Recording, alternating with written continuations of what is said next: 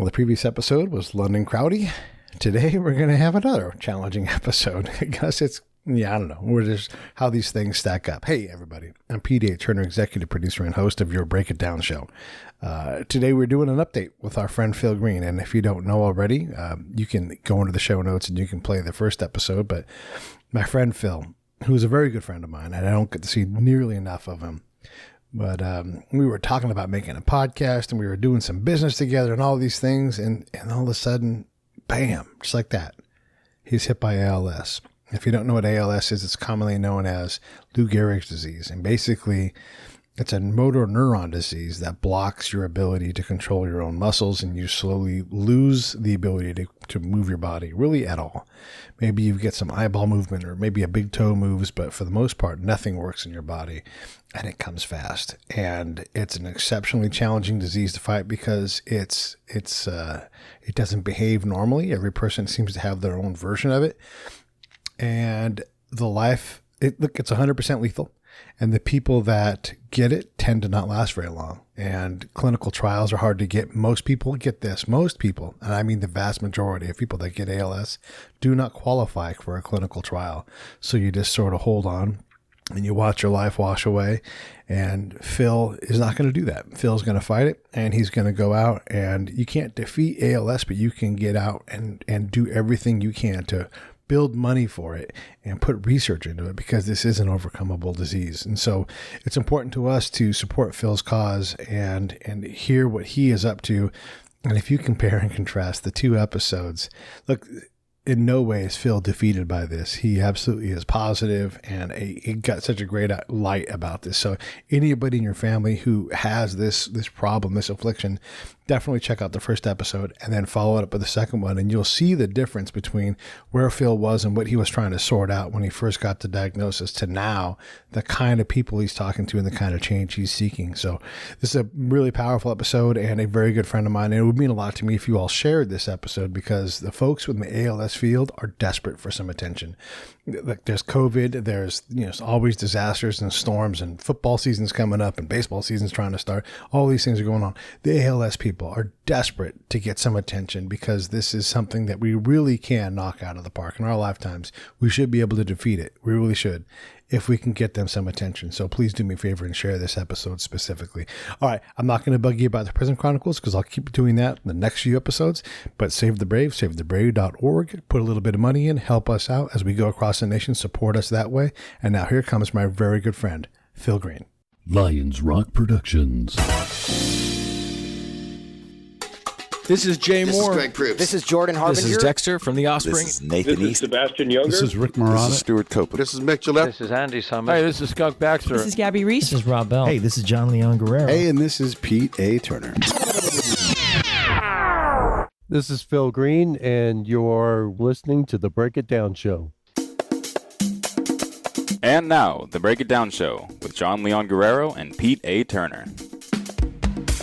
Yes, indeed. Now, we had you on a while back, and we did the official announcement that you were diagnosed with ALS. You're fighting the ALS fight. You're taking it to like the science part, the community part, obviously internally. Of those three fights, am I missing something, or are those your three prime fights? And then legislatively. Legislatively. Which one is proving to be the hardest for you? We're like a little more than a year later, right? 'Cause the last time we did this was March of 19, I think.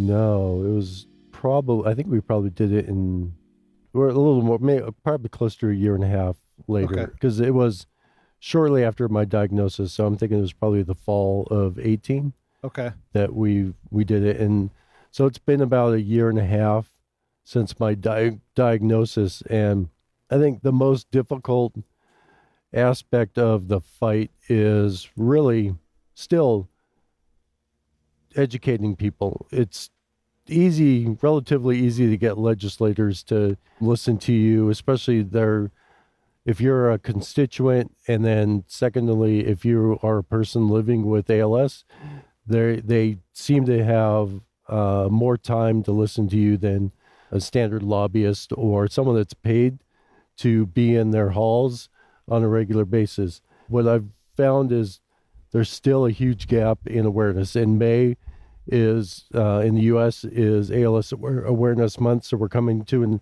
a close on that. And then next month is MND Awareness Month globally.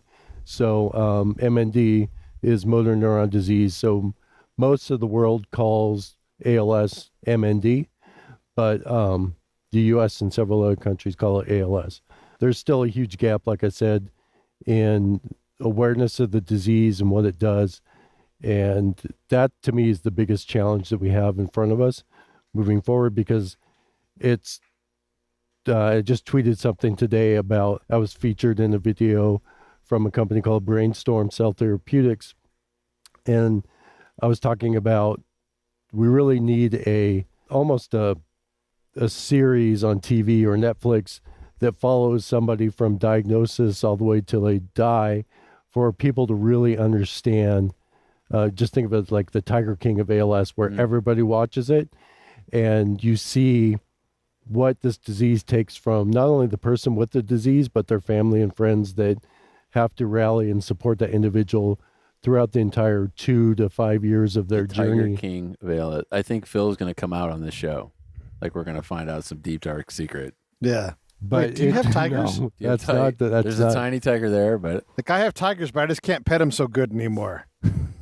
But I think that's what's going to take, is some sort of a high-profile show that documents the journey that somebody goes through for this disease, and then for people to realize that there really are no approved effective treatments, FDA-approved effective treatments, and we're still a ways away from really understanding the mechanisms behind the disease, really. And the ALS is an umbrella term for what I believe is a bunch of different diseases that all have the same end result, but the mechanisms of action are different in different people.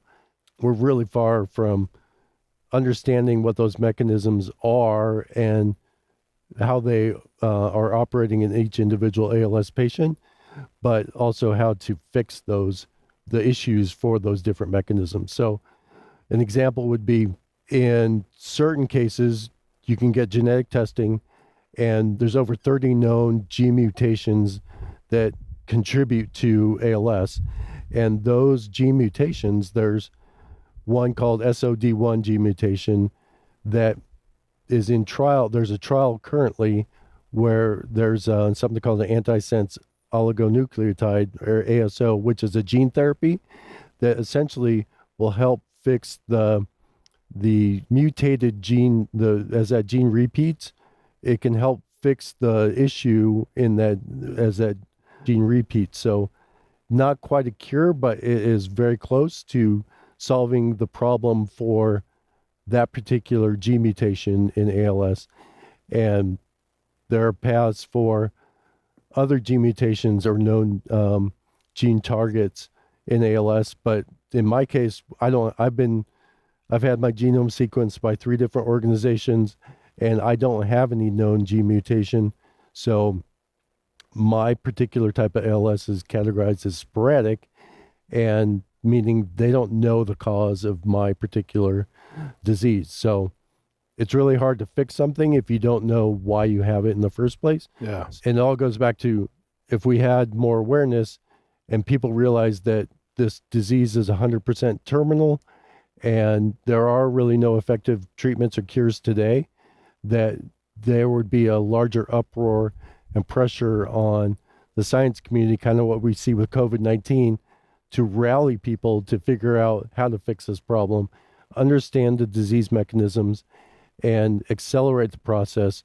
I believe in the last 5 years, we've seen more advancements in ALS than we had seen in the 150 years before that. So we're learning more, but we need to learn more at a faster rate, so that, and that research may not help me, but it may help someone that's diagnosed 5 years down the road, so that there might be an effective treatment for them or possibly a cure. So let's ask some basic questions just to kind of give the audience some clarity, because not everybody knows you. You're a very good friend of Scott's and mine. You were diagnosed with ALS. When was it officially? August of 2018. How long did that process take for you to get from something's wrong to So I'd had twitching in my muscles, and it started in my triceps, and over the course of about a year or year and a half, it migrated throughout my whole body. So in February of 2018, I knew that it was a neurological issue. I would have to get a referral to a neurologist to try and figure out, is it ALS? Is it something else? And so I started the process in February of 2018 and ended up seeing multiple neurologists and having a test called an EMG. So it's really, for me, and my diagnosis happened relatively quickly. A lot of people, it takes a year or more to get an official diagnosis because there is no definitive test for ALS. It's a diagnosis by elimination. In my journey in the last year and a half, what I've come to realize, and one of my main things that I'm fighting for today, are validation of biomarkers in ALS. So there are no validated biomarkers in ALS today, both for diagnostic, prognostic, and for predictive disease progression in ALS. So what that means is there's no one, you can't take a blood test or get a lumbar puncture and cerebral spinal fluid draw that when analyzed, there's something in that that will tell you this person has ALS. There are, and that's called a biomarker that you would be looking for. But a research friend of mine in Arizona at the Barrow Institute his name's Dr. Bob Bowser. He spent the last 20 years of his career doing research on ALS biomarkers. So put that in perspective, he's been researching, looking for biomarkers in this disease for most of his career. And he believes that we have one, and he has enough evidence and data to support this biomarker called neurofilament. There's two different types, neurofilament light, neurofilament heavy, but that's too scientific. We don't need to worry about that. But the important thing is he believes that he's identified a biomarker in ALS that neurofilament essentially, as your motor neurons are dying, these neurofilament, the presence of neurofilament increases. They shed. So, yeah, it's like a byproduct gotcha. of the death of your motor neurons. And so he believes that by a presence of elevated neurofilaments, probably coupled with the EMG test, would indicate that this person has motor neuronal death, and therefore would be a diagnostic indicator of ALS. Now, that's great, but the reality is, even if you get diagnosed today with ALS, there's not a whole lot you can do. So whether it takes you 2 months to get diagnosed from a simple test or a year through the current process of diagnosis by elimination, there's not a lot you can do with that diagnosis other than go to occupational therapy, try and maintain your muscle strength, and in my case, my hand dexterity for as long as possible. So until there's an effective treatment that would benefit from an early diagnosis, being able to realize that you have ALS earlier on in the process today is not as helpful as it would sound. But the power of the biomarkers is in clinical trials today. ALS clinical trials are not a joke. It's science, but it's not as good a science as it could be because there are no validated biomarkers in ALS. So for a drug company to determine whether a drug is effective or not in slowing down or stopping ALS, essentially they have to get a large enough population in their trial and find people that have fast enough progression of their disease so that they know that if something is working, their disease, the rate of their disease progression gets impacted and they would be able to see it. So, for example, if you've had the ALS for 4 years, by definition, you're a slow progressor because you're still alive after 4 years. So you would not be a very good candidate for an ALS clinical trial because it's very hard to determine whether a drug works for you or not if over the course of 6 to 9 months, you don't lose a lot of functionality, right? Because that's really the only way that you can tell whether something's working or not. So I was in a clinical trial, probably the most promising clinical trial in ALS that we have currently, and it was a stem cell therapy. And I had, leading into that trial, they had to observe me for 3 months to make sure that my progression was at a rate. So the current way to determine your progression is something called the ALS Functional Rating Scale, which is kind of a multiple choice, not a test, but a questionnaire or survey that you get scored on based on the functionality that you have or have lost. And so as you lose functionality, or like, for example, if you are not able to get dressed by yourself and need assistance, or need help cutting your food, or your writing is not legible anymore, that represents point deductions in your score. So to qualify for this trial, during that 3-month observation period, your score had to drop a point a month, or a total of 3 points leading into the trial. So I qualified. My rate of progression was fast enough to get me into the trial. And then that particular trial, I had bone marrow harvested from my hip. That bone marrow they capture stem cells out of the bone marrow and culture it with their proprietary drug called Neuron. And that creates something called a mesenchymal stem cell that has neurotrophic factors. So you receive 3 injections of these stem cells in your spine every other month. And then in the months you don't receive the injection, you get lumbar punctures to capture cerebral spinal fluid to look for biomarkers or indications of or presence of neurotrophic factors in your CSF.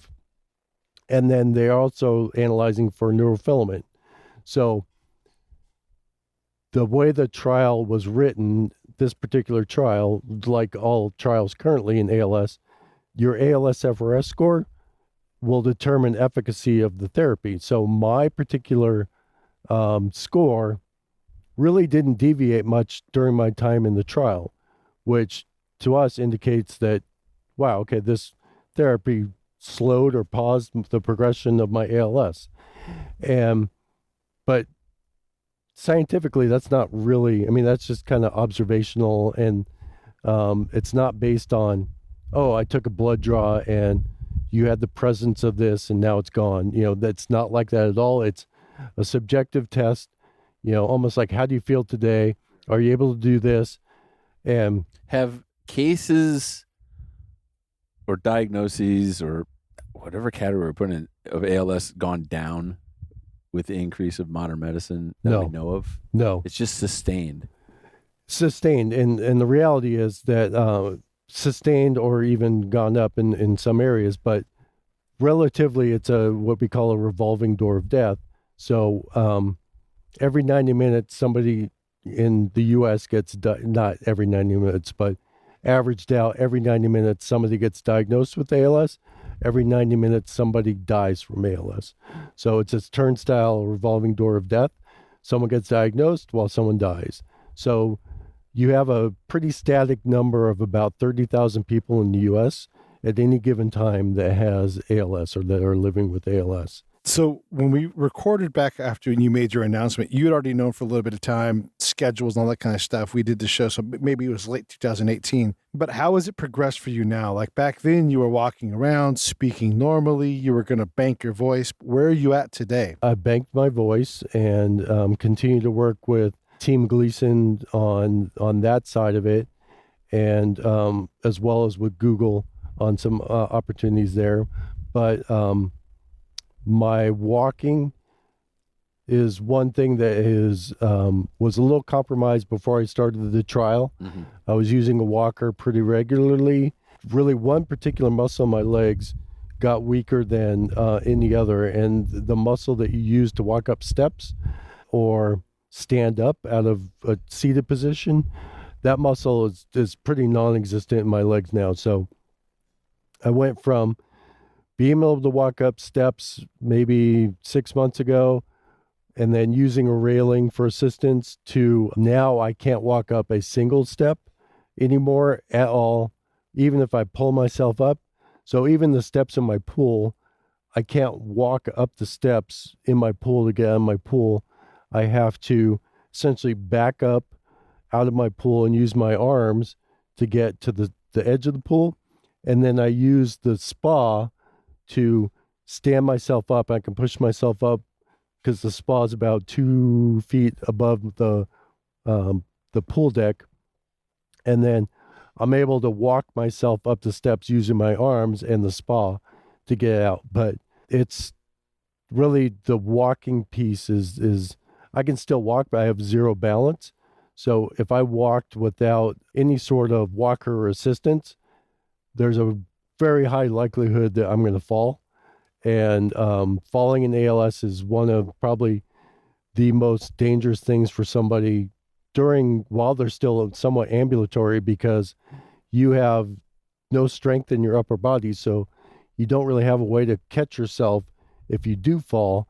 So a lot of people end up cracking their head open or knocking teeth out. I've fallen 3 times, but I don't fall forward since I have weakness in my legs. It's above my knee. My knee gives out, and I basically collapse on myself, like when you see those buildings implode. Yeah. I just collapse right on top of myself, and my ankles roll and my knees roll. I might lose some skin, but I luckily have not had that type of fall where I catch my foot or something and fall forward, which can be could require a visit to the ER. Will you also talk about, like, as your body is degrading in terms of the muscle, you were saying before, like, this isn't something that you can just tough your way through.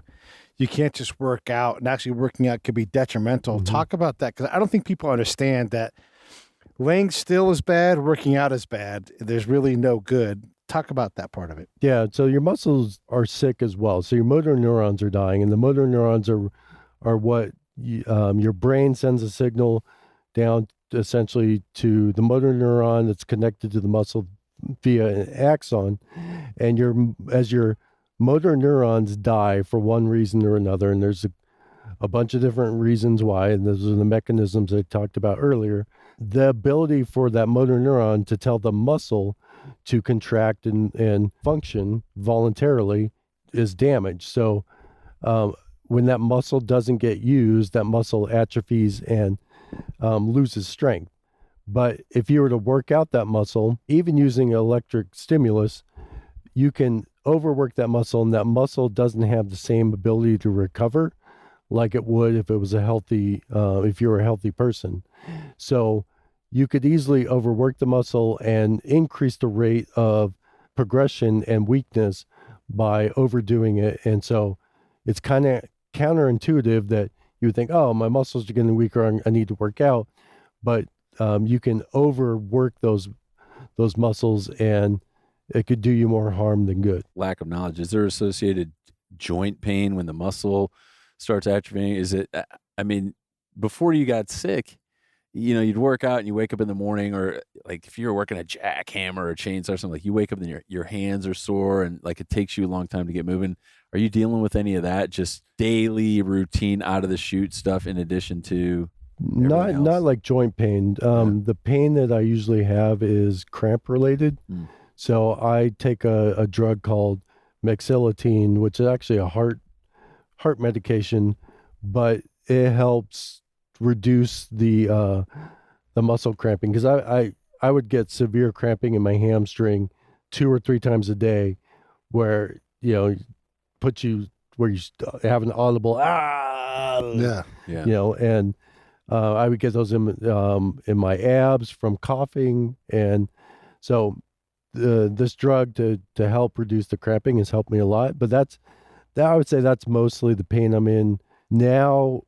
Since I'm losing muscles in my shoulder, when I sleep, if I sleep in an awkward position and I notice that there's some sort of ligament or joint discomfort, I don't know how much pain it's in, but that's easily fixed by just changing the position, and a couple minutes later I feel fine. But I don't have that kind of arthritic pain. What about, you were talking about the clinical trials and kind of a joke, or experimental meds, and they've got you on traditional meds too. But do you balance that with any holistic type, essential oils? Your wife slathering you with essential oils? No, but that sounds good. Aromatherapy. You might have to start making up some. Phil always needs a good Therapy. slathering. Yes. Yeah, I could complain about muscle soreness or something, and she could slather me with essential oil. But is there a part of the ALS community that says, yes, you've got to be rubbing coconut oil on your Johnson rod to Yes. maintain erections throughout your condition until that point? What are the best things? yes. So there are, and the ALS community is absolutely amazing. I just tweeted today about how there's a silver lining in being diagnosed with ALS for me in my journey, and that is getting to know all these amazing, resilient warriors that I fight with on a daily basis, not with them, who fight alongside them to end ALS, whether it's in, working with senators or congressmen or the White House or regulatory people or helping raise money and awareness or working with researchers. The silver lining for me is working with these amazing people that are in the same situation as me, that really have no other option. Well, let me just say this. For those of you who are listening who don't know, this is Phil Green, a friend of mine and Scott's. He was diagnosed with ALS. And one of the things that we're trying to do is continue to tell Phil's journey. He started by announcing he's got a lot of friends that love him. And he announced on the Break It Down show about a year and a half ago that he had it. And so we're just sort of kind of getting caught up on what's happening. So for those of you who aren't aware, that's who Phil is. And that's why he's special. I can put a link in later on for the first episode. It's super touching.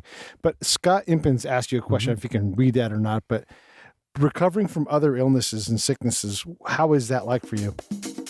Hey, this is Pete A. Turner from Lions Rock Productions. We create podcasts around here. And if you, your brand, or your company want to figure out how to do a podcast, just talk to me. I'll give you the advice on the right gear, the best plan, and show you how to take a podcast that makes sense for you, that's sustainable, that's scalable, and fun. Hit me up at pete@breakitdownshow.com. Let me help. I want to hear about it.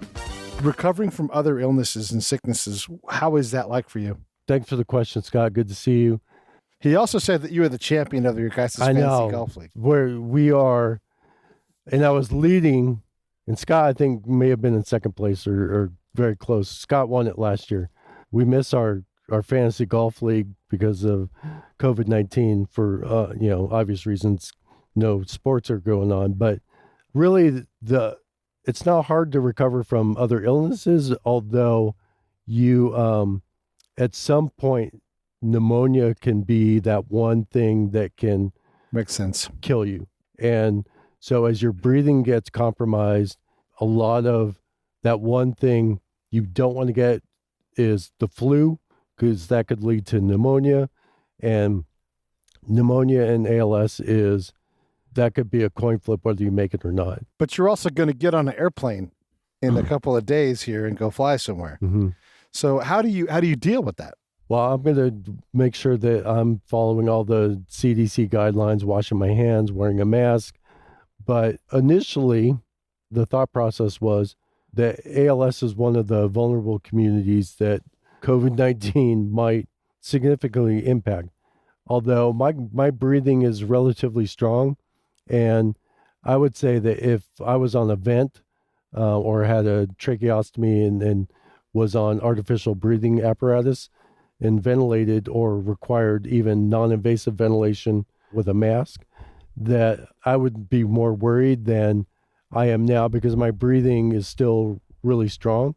So I don't know that I would, even if I got COVID-19, that it would be, I think the way that I've seen COVID-19 affect healthy people with no pre-existing conditions, and even elderly people with pre-existing conditions survive, whereas somebody that didn't have one that was 28 dies. It seems like ALS isn't going to be that factor that would determine whether I die or not. So, I'm going to fly in 2 weeks, and I'm not really that worried about it, although I'm not a big fan of recirculating air, and I think that... So you'd like to fly with the windows down? Yeah, like stick my head out like a dog. But what about having to lay in bed for 3 weeks? That's not good for you though, right? Well, I mean, at some point I'm I'm sitting in my relatively new power wheelchair. This is going to be my home for when my legs no longer work at all. And then at some point I may even be in a bed more than I am a chair. But I think early on, if you're like, a good example would be during my clinical trial, after my first stem cell transplant, I had what's called an LP headache, or the hole that they created to deliver the stem cells didn't close up properly. So my cerebral spinal fluid was slowly leaking out of that hole. It didn't close up on its own. And so as that CSF leaked, you get this incredibly ridiculous, painful headache. And the only way that you feel better is if you're laying down. As soon as you would sit up, it was like, you had every rock band from the 80s was, playing drums on your head, and it doesn't feel good. So in that particular case, I was literally laid up for 7 days, almost to the point where I was going to the ER to get what's called a blood patch, where they basically stick a needle in your back, take your blood, and re-inject your blood into your spinal cord to essentially clot that hole and close it up. The day before I was going to go do that, I started feeling better and didn't have to do that. But I think in that week that I was laid up, while my legs were still relatively strong, I did lose some capability in my legs by not using them at all during that period. So I think, to your point, at some point when you don't have any use of some of those muscles, it doesn't matter if you're laid up for 3 weeks or a year, because you're not going to use things that you would be using anyway. But if you do have the ability to still function on some level, I think it could accelerate your muscle atrophication process. I have a lingering question, totally unrelated. Well, it is to Scott and Phil. How do you get a fantasy golf league canceled with the whole keyword being fantasy? Can't you reboot another season of golf? Yeah, can't you make it up? It's a fantasy. Come on. Remember Sam fantasy Snead back in football 43? dorks. I've never done it, so I don't know anything about the fantasy anything. I've never done it, so I don't know. Well, so the way that works is you pick a roster of players each tournament, each week. Yeah. I get the concept, but can't you just fake it and figure out a way to... Well, you can't do classic tournaments because you know the outcome already. So the golf is going to start up again soon, so we'll be good, and I hope to repeat the one sport that should not have been shut down. Golf. Yeah. If you're within a 6-foot radius of anybody with a club in their hand, you've made get a looked big at mistake. what the hell are you doing? Yeah, if you're that close, get you're away from gonna me. get schwacked in the head. But your balls might infect you. You never know. Oh, Scott's balls infect everybody. That is bad. Infect, Brad all the sent a little flex. message. Brad Hutchings, thanks for this, Phil, Pete, Scott. Backyard looks sharp. Thank you. That's one positive thing about my wife being home from COVID-19 and not going to work, is she had to look at the backyard, and she did a good job of making sure the landscape looks good, because I definitely cannot do that. You got an emergency COVID overflow encampment over here as well, off screen. It's got his Coleman camping tent set up. Yep, the boys have been camping out here every night. We talk about that where they set the tents up in Central Park, and I said, why don't they use the hotels? If they're going to treat people. I didn't. Well, and the other thing about that, not to begin the COVID thing, is, and this, mass cal events, like the Army and the military, they love setting up a hospital. They don't care if anybody comes in. It's just practice. They're out there we're always ready to set up a hotel or a hospital. Hey, so I want to ask you about this. When you were on the last time, you were talking about the fight as you saw it. You were lining up, you were networking into the people, the doctors, the politicians, all of those things. You seem to be in a different place now in your mission. How has it evolved since we last talked? It's evolved quite a bit. So I partnered up early on with an organization that was just getting started called IMALS, that was co-founded by a husband and wife, Brian Wallach, and his wife, Sandra.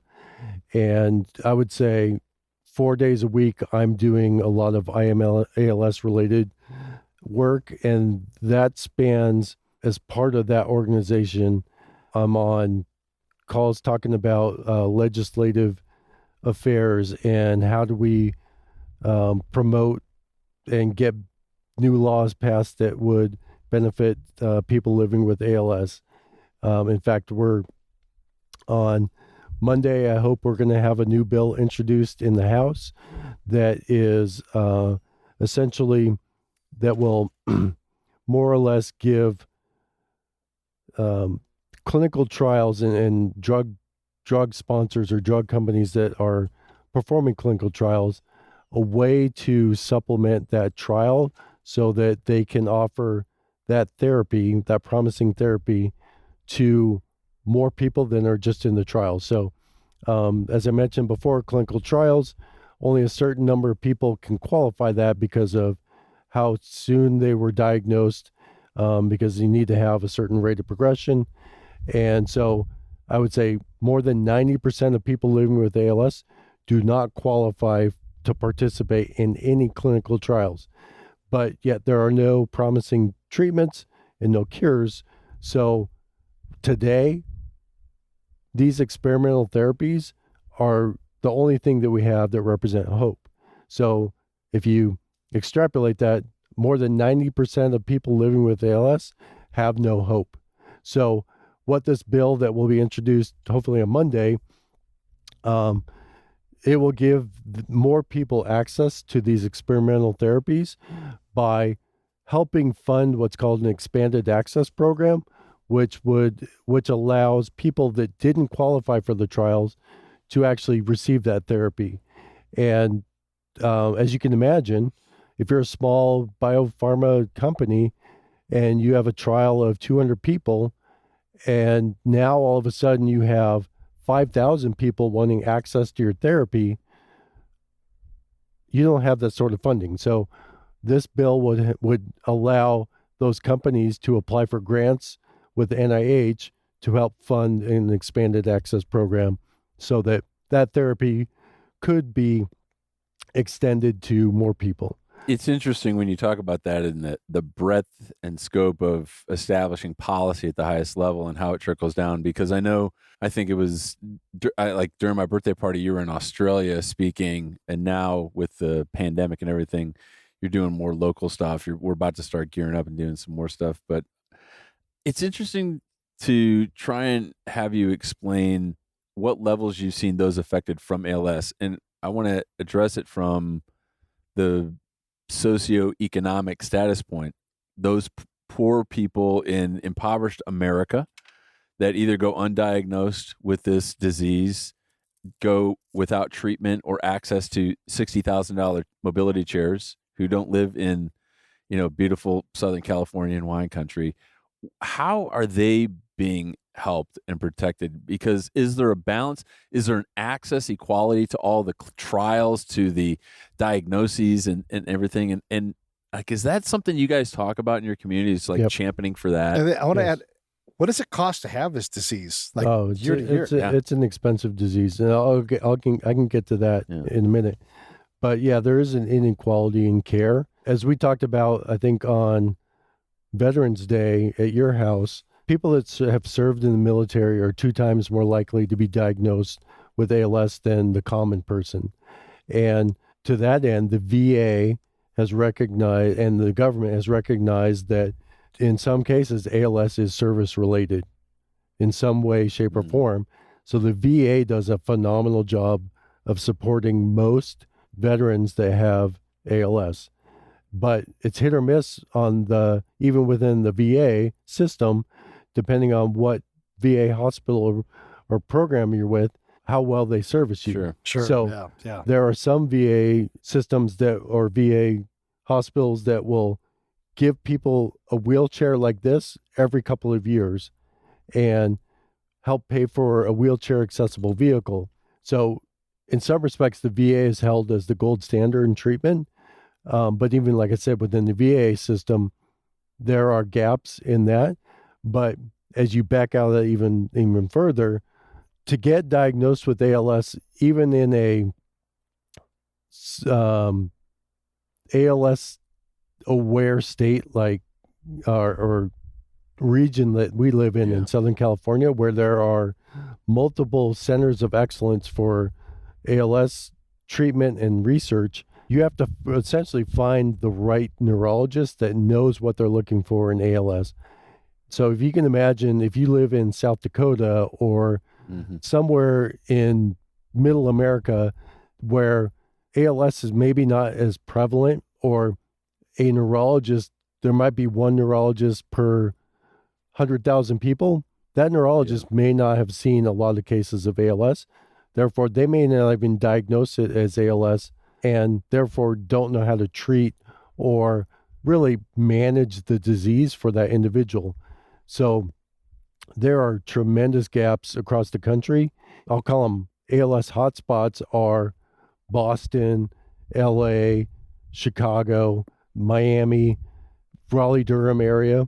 But if you're not in one of those areas, then I think you have a lot more, it's an uphill battle to receive the highest level of treatment and consultation. Sure. So the good thing is the ALS community, once you get diagnosed, you typically will go online, and it's easy to get connected with other people that do know more about the challenges of the infrastructure and can help educate. Well, plus people who don't have ALS, just by you sharing this and everyone else that I am ALS, there could be dudes like me and Pete who don't have doctors in front of their names and say, like, you know, we listen to a friend and he says, man, you know what?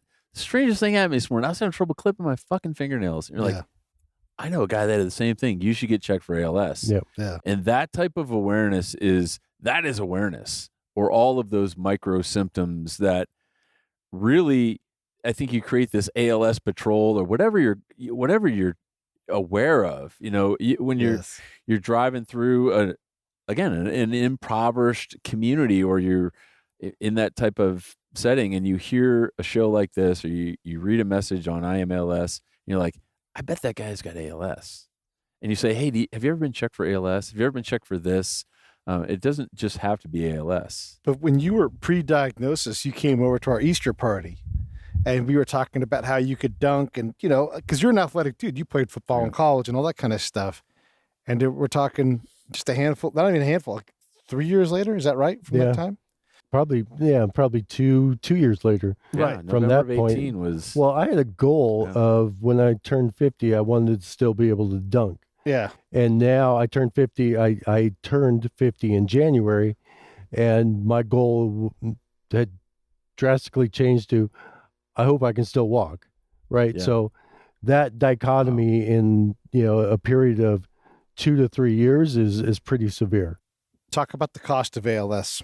So the cost of ALS is pretty significant. I stopped working officially in December of 2019.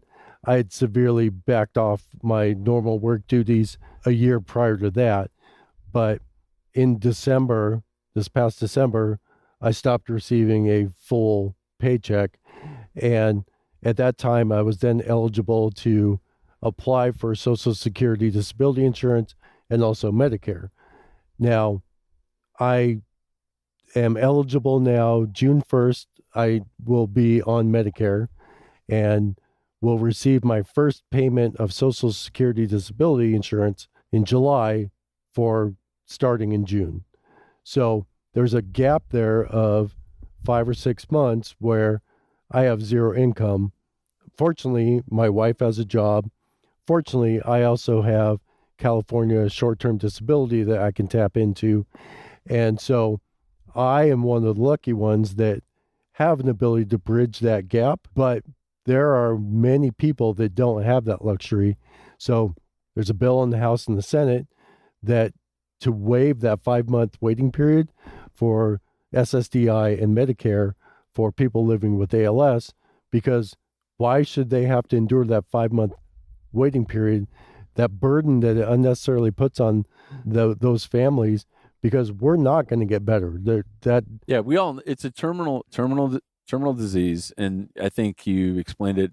But to refresh everybody, from diagnosis to, the last day, what is the normal? It's anywhere from 2 to 5 years. 2 to 5 years, yeah. So I think I think really in relation to Pete's question too is think about that in terms of a college education. Yeah. If it costs, the average cost to send a kid through college is $300,000. You get diagnosed for the family burden. Yeah. I mean, added expense. In addition to the deduction in income that Phil's not making anymore. Yep. I mean, what's the math on that look Right. like? So I don't have a job anymore. I had a clinic appointment in January. And so all of my deductible starts over for going to clinic. So I'll go see my doctor, my neurologist, my speech pathologist, my occupational therapist, my physical therapist, my Jesus respiratory Christ. therapist. Yeah. So my bill after that clinic, that one day at clinic, which is like a 5-hour visit, was my portion out of pocket was like $1,800.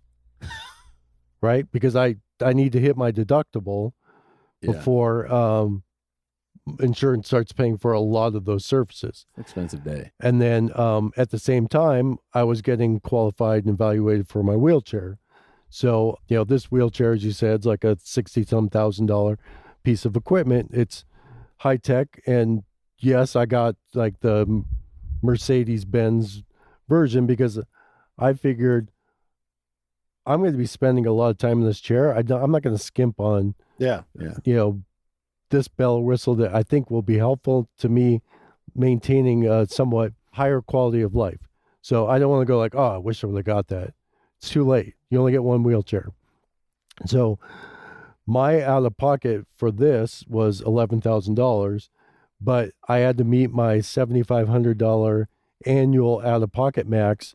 And then I had $4,000 worth of upgrades, so an upgrade that I have is, so if you were standing up, any normal person, I don't want you looking down to talk to me. I can elevate myself to your eye level so I can speak to you at your level, or I can reach things in the kitchen. Is he going off screen? I was going down with them to like increase the I height. know. I'm barely on camera anyway. But... Hi.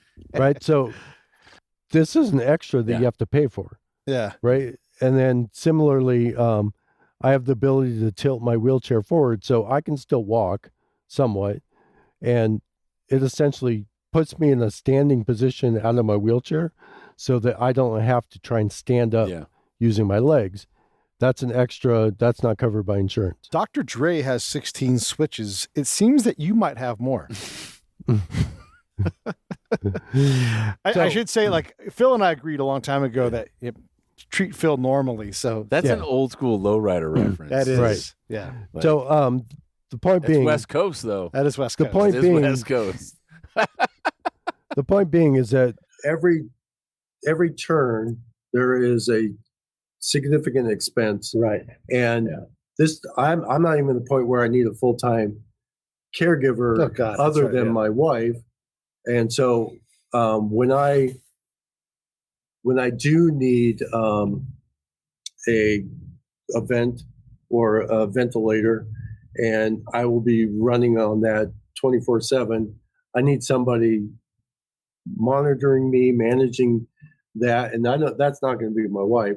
So you hire people to come in your home to help take care of you, and so now your annual That's like grad cost, school. Yeah, your annual cost to support that person could be easily $200,000 a year. Yeah. So it's far from a cost efficient disease to get. It's a very expensive disease. I have a vest that I wear. You like it? It's camo, and what it does is I hook it up to this machine, and it fills with air, and then it pulses air through my chest region. So it's like someone hitting you on your back, and it loosens phlegm, so I can cough up phlegm every day.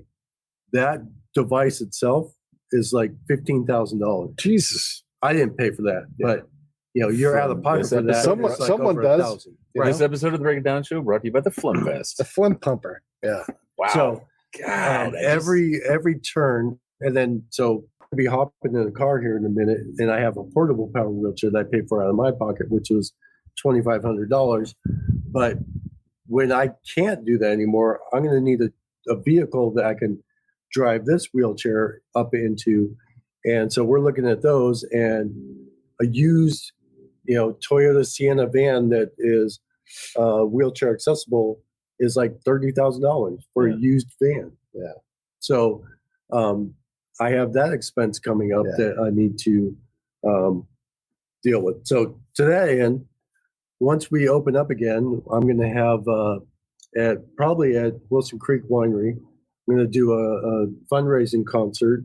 So I'm working with. I don't want to commit to.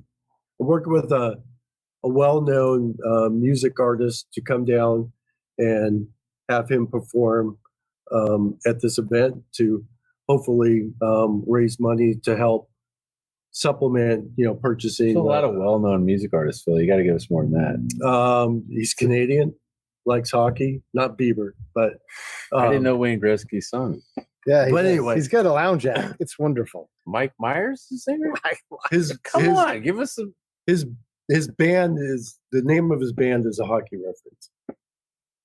I'm not going to commit. I'm not going to. You got Geddy Lee. I'm not going to announce it yet. Wait, it's Nickelback. I just like to put pressure on people so they have to show up. No, he's going to do it. Yeah, it's Avril Lavigne.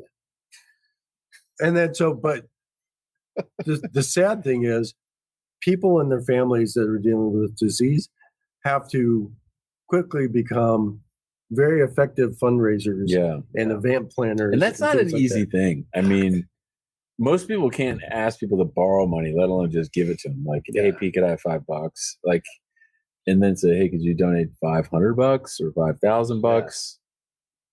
I need to hire a $200,000 a year lady who keeps me alive. Right. A year.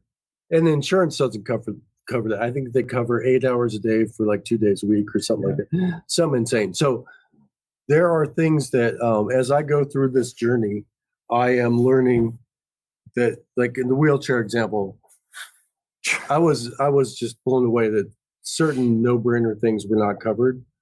They don't cover. I had to upgrade my model. The base model is an M5. The insurance only covers an M3, and the M5 is rated for outdoor use. I'm like, so they don't ever think you're going to go outside? I guess some people don't. You can just walk outside. This thing is like the EM50, man. It is pretty slick. I couldn't resist fucking around with it when I came to the house, but he did. Scott jumped in. I jumped right in it. No, I know, but hey, I got one last question for you because we're running short on time. You said during the show that the one positive thing that's come out of this is the quality of people that you've been exposed to and all these champions and warriors that you fight alongside.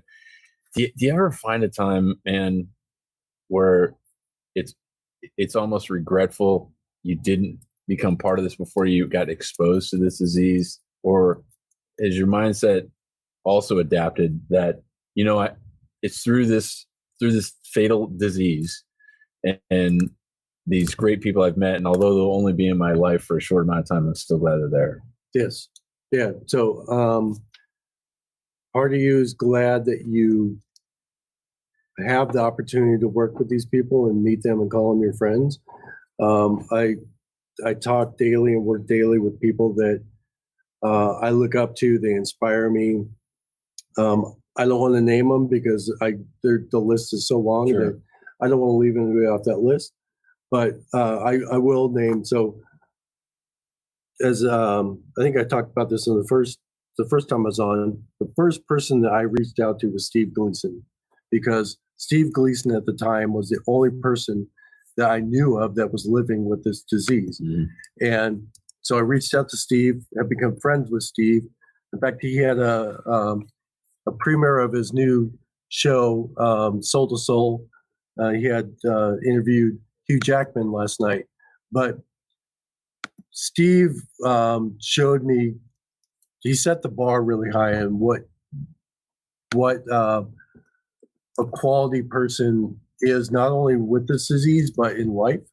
And I run into and meet people that have been diagnosed with this disease that are identical, have the same philosophy, same mindset that I saw in Steve when I first met Steve. And since then, I had the opportunity. Steve got the Congressional Gold Medal this past January, and I got to go to that ceremony in Statuary Hall and sat there with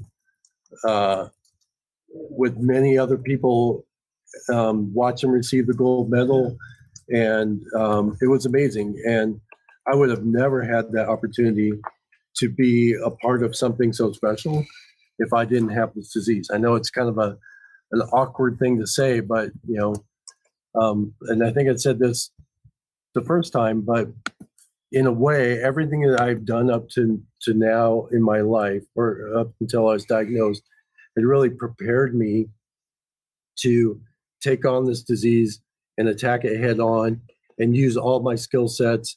And I mean, I network with senators. I'm on calls with folks in the White House on a weekly basis. And I would have never imagined that would be my life prior to being diagnosed, where the circle that I deal with and work with on a daily basis is at that level. Listen, man, you said you had to go at 4:30, and I love that we had this update. Let's not take whatever year and a half again to do the next one. Let's do it again. Any final word or message or thought? Where do they go to find out more? You can follow IMALS, and you can go to imals.org. I am also I'm on the board of Team Gleason, and that's at teamgleason.org.